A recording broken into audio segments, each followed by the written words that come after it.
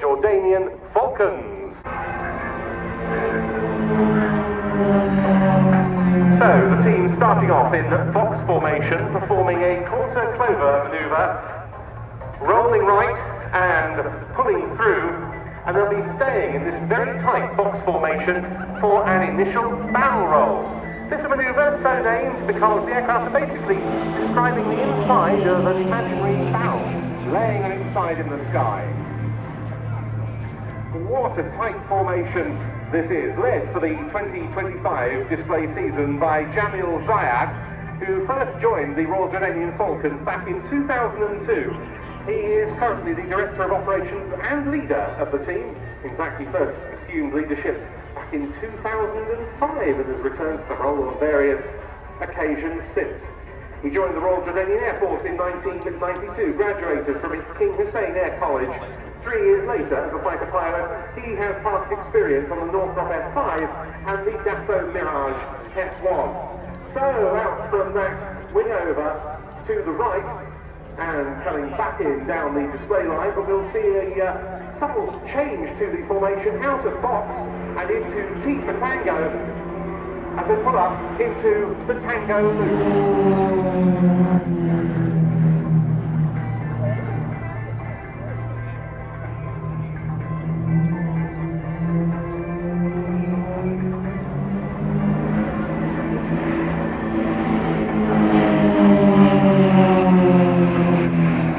And watch them now as they go back into box formation with the 2 wingmen dropping back a little from the leader.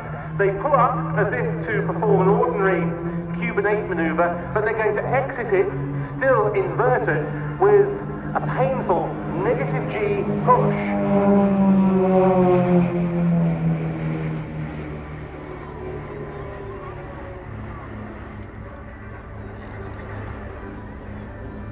The Extra 330LX is produced by the aircraft manufacturer Extra of Germany and is probably the smallest aircraft to display here today, with a length of just 23 feet and a wingspan of just 26 feet.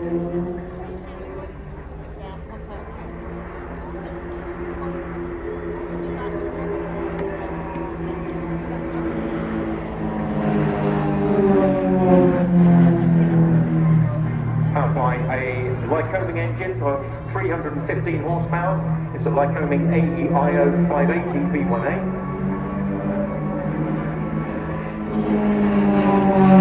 And a very well matched 4-blade propeller by the MT Propeller Company.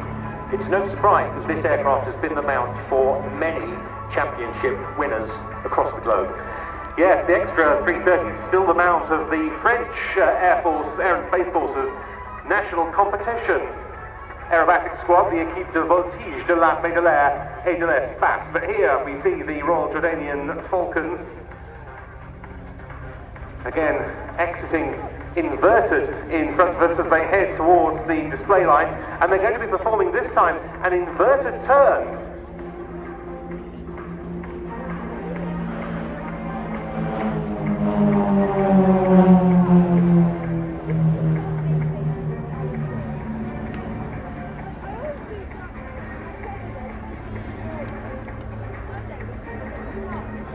Absolutely no fly-by-wire protecting the aircraft from the pilot's inputs whatsoever.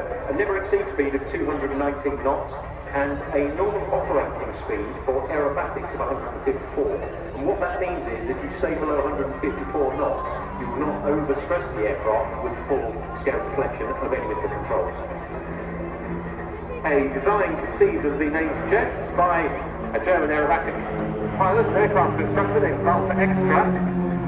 And we're seeing it used so splendidly by the Royal Jordanian Falcons here as they perform another quarter clover manoeuvre out in front of us to reposition us what we refer to as the B-axis. The A-axis is the display line parallel to the main runway. The B-axis is at right angles to that. They head away from us now to get ready for the first of the splits in this display. There they go, 2 to the left, 2 to the right, and this is their salute to you. This is the Royal Jordanian Falcons heart.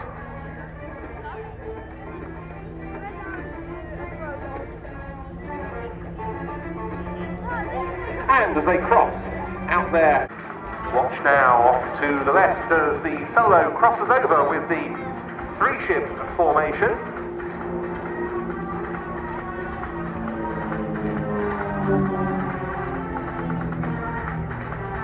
Pulling up for a loop on the 45-degree line.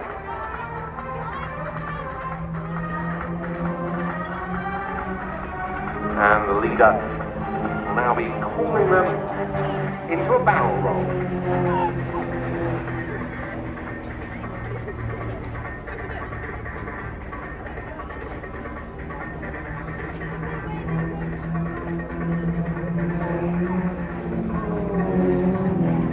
As they complete the barrel roll, the solo re-enters.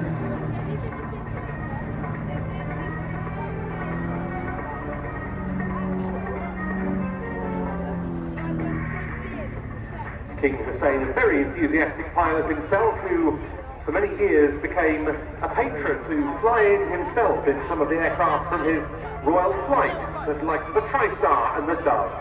Now the three aircraft numbers 1, 2 and 3 performing synchronised stall turns off on the 45-degree line to the right.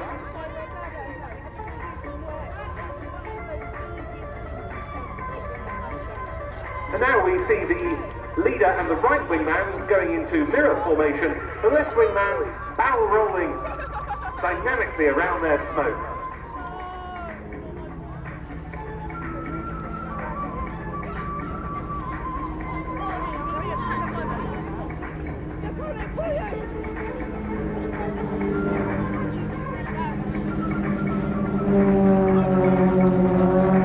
The two wingmen for this season are Sharif Hatouk and Ahmad Al-Quda.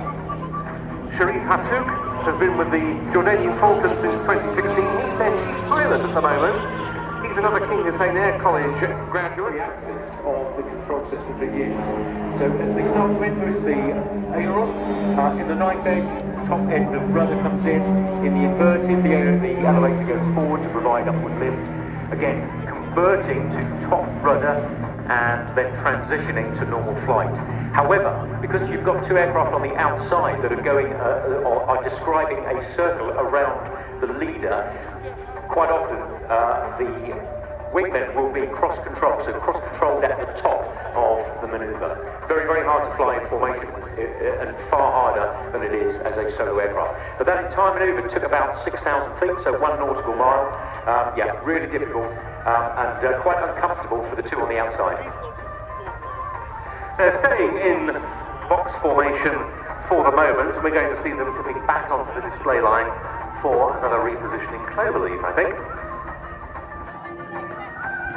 Very close links forged over the years by the Royal Jordanian Air Force with our own Royal Air Force, and so in the year that saw the death of the late King Hussein, one of the highlights of that year's Royal International Air Tattoo here at Fairford was the sight of his personal de Havilland Dove VIP transport, escorted by the 4 extras of the Falcons, and with a missing man salute provided by number 6 Squadron Royal Air Force with its Jaguars.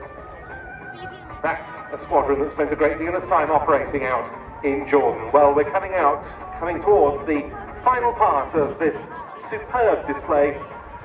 That cloverleaf manoeuvre used to come back onto the B-axis in front of us. They're setting up into what they call Concorde formation, and this is for their final manoeuvre. This is for their Concorde fan brake.